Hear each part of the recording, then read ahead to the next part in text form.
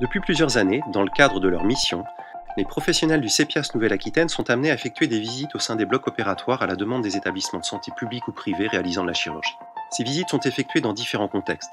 Contribuer à l'analyse approfondie des causes des infections du site opératoire, préparer une visite de certification, envisager une réorganisation structurelle ou de manière plus générale anticiper les risques liés au parcours du patient opéré. Ces rencontres ont permis d'identifier des difficultés ou des vulnérabilités récurrentes. Nous avons donc souhaité faire une synthèse de ces données qualitatives pour mettre en exergue des axes de prévention qui pourraient contribuer à sécuriser plus encore la prise en charge des patients opérés. À l'image d'un parcours patient, nous vous proposons de développer 3 volets distincts, complémentaires, reprenant les principaux facteurs favorisants et axes de progrès identifiés au cours des différents temps de prise en charge des patients, à savoir les temps préopératoires, péropératoires et post-opératoires. Quelques défis sont à relever. Ensemble, contribuons à des soins plus sûrs.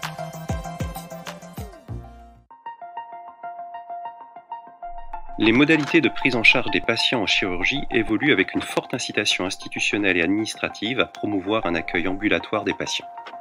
Quelles que soient les organisations, la prévention du risque infectieux lié aux actes invasifs reste une priorité. Le premier défi concerne la vision globale du risque infectieux par l'équipe chirurgicale. En effet, les échanges révèlent que si les professionnels sont fortement sensibilisés au risque inhérent à l'acte opératoire lui-même, le risque infectieux semble moins bien appréhendé ou connu en amont de l'acte. Pour exemple, les risques liés à une exposition antérieure tels que des gestes type infiltration, arthroscanner, pose de dispositifs invasifs ne sont pas toujours pris en compte comme source potentielle d'une infection. De même, les modalités précises de prise en charge des patients opérés ne sont pas toujours supervisées par l'équipe chirurgicale, que ce soit en hospitalisation complète ou en ambulatoire. À l'issue de nos visites, nombre de professionnels ont réajusté leurs organisations pour mieux prendre en compte les soins et étapes préalables à l'intervention chirurgicale.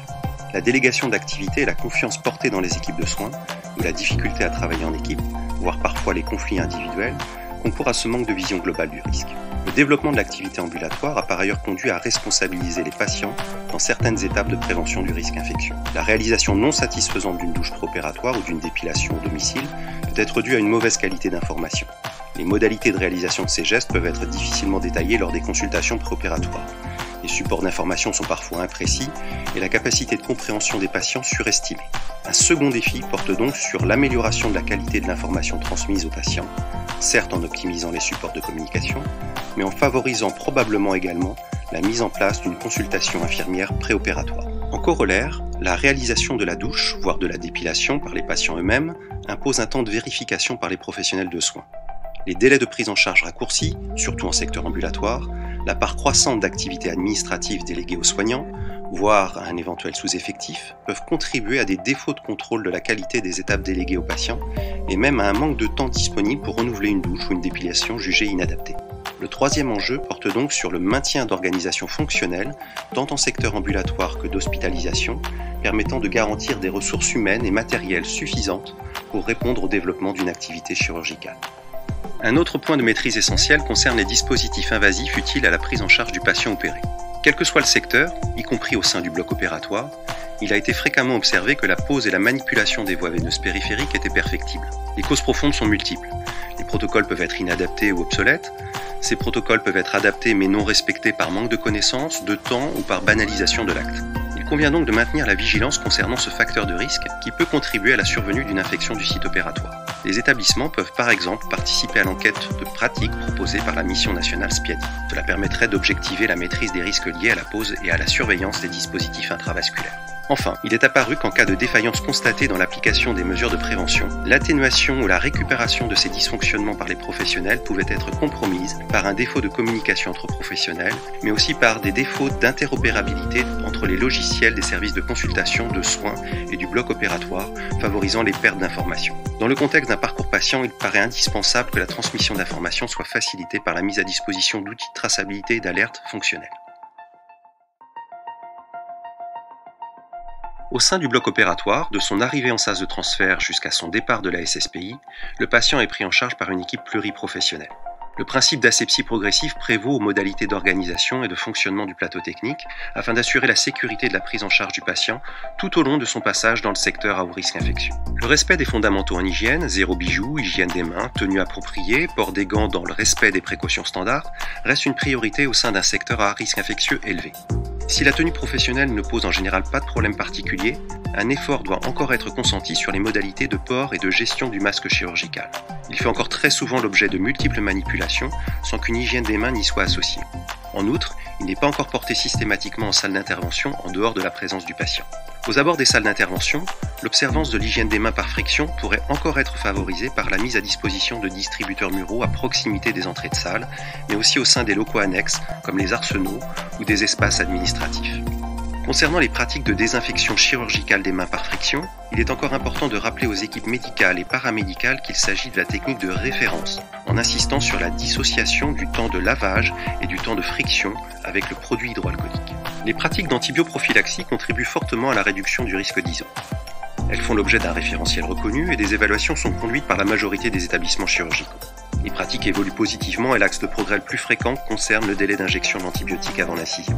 Le respect de ce délai de 30 minutes est fortement dépendant des organisations mises en place et de la qualité de la communication entre le service d'hospitalisation et le bloc opératoire. L'exhaustivité de la traçabilité de l'injection constitue aussi une piste d'amélioration. Une fois le patient installé en salle, la préparation cutanéo-muqueuse est réalisée le plus souvent en 5 temps en application des protocoles en vigueur au sein des établissements. Cependant, alors qu'un protocole généraliste existe, peu d'établissements disposent de protocoles de préparation précisant le choix et les modalités d'application des antiseptiques par spécialité et voie d'abord. Cela constitue un écueil qui pourrait être comblé en déterminant collégialement quelles sont les spécialités ou les actes pour lesquels la détertion devrait être systématiquement maintenue. Si le concept de salle vide tend à être respecté, on observe encore des pratiques susceptibles de perturber les flux d'air en salle. Les matériels mobiles sont encore positionnés devant les bouches de reprise du système aérolique et les allées et venues en cours d'intervention restent fréquentes.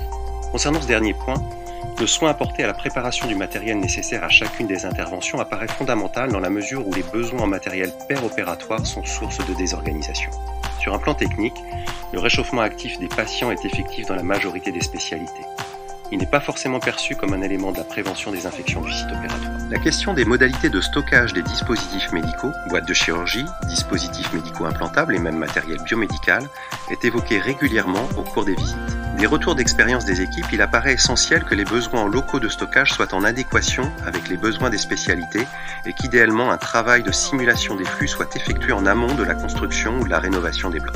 Dans leur grande majorité, les circuits de traitement des dispositifs médicaux stériles existants sont conformes aux bonnes pratiques. Les axes d'amélioration préconisés portent sur la gestion des risques inhérents à la prise en charge des DM souillés, en particulier sur leur conditionnement et leur transport, et sur les conditions de stockage des DMS au sein d'arsenaux sous-dimensionnés. Sur un plan plus général, il est fréquent de relever la présence de matériel détérioré pourtant indispensable au positionnement des patients en per et post-opératoire. Grâce à un plan de renouvellement annuel formalisé, ces dispositifs devenus impossibles à entretenir ne risqueraient plus de constituer des réservoirs de micro-organismes. Le bio-nettoyage fait partie intégrante des mesures concourant à limiter le risque infectieux, à condition toutefois de respecter les temps nécessaires à sa réalisation et au reconditionnement des salles. Associées à la surveillance microbiologique périodique, les démarches de formation et d'évaluation régulière de la prestation bio-nettoyage contribuent à maîtriser les éventuels réservoirs environnementaux au sein des salles et à renforcer la sensibilisation aux risques des professionnels en charge de l'entretien. Enfin, lorsqu'une déviance des bonnes pratiques d'hygiène existe, elle peut être en partie liée à un contexte architectural défavorable. Absence de douane clairement identifiée, dégradation des locaux, configuration générale inadaptée à l'activité, encombrement des circulations. L'architecture des blocs opératoires est donc susceptible de conditionner la maîtrise de l'application des principes de l'asepsie progressive. Si les architectures à double circuit peuvent poser des problèmes de vétusté, en particulier en termes de performance du traitement de l'air et de matériaux, les blocs plus récents ne sont pas exempts de contraintes pouvant avoir un impact significatif sur l'organisation du travail et par là même sur la sécurité de prise en charge des patients. Dans le contexte d'analyse d'infection du site opératoire, les soins post-opératoires sont parfois évoqués par les équipes chirurgicales comme pouvant être à l'origine des complications infectieuses. La part de ces soins dans la survenue d'infections profondes est en fait très rare. Ces soins sont le plus souvent rapportés à des prescriptions médicales ou à des protocoles institutionnels. Si les pratiques de soins post-opératoires évoluent, elles sont généralement très bien suivies par les professionnels. Comme en préopératoire, l'information donnée aux patients quant aux soins et à la conduite à tenir en post-chirurgie est fondamentale. En ambulatoire, malgré la systématisation des appels des équipes le lendemain des interventions, il est parfois constaté des appels tardifs des patients en cas de survenue différée de signes de complications. Enfin, un besoin d'optimisation de la surveillance et du signalement interne des infections du site opératoire est régulièrement identifié, notamment du fait de la perte d'informations concernant le suivi à J15 ou J30 des patients et des éventuelles reprises chirurgicales effectuées parfois dans une autre structure de soins. L'analyse approfondie des causes de ces infections constitue de ce fait le meilleur levier d'amélioration et de sécurisation des pratiques tout au long du parcours de prise en charge du patient opéré. L'analyse des infections du site opératoire, le développement continu des compétences des professionnels, associé au management des équipes, renforce la culture de sécurité et la fidélisation des professionnels, constituant ainsi des gages de qualité des soins dans ces secteurs à risque.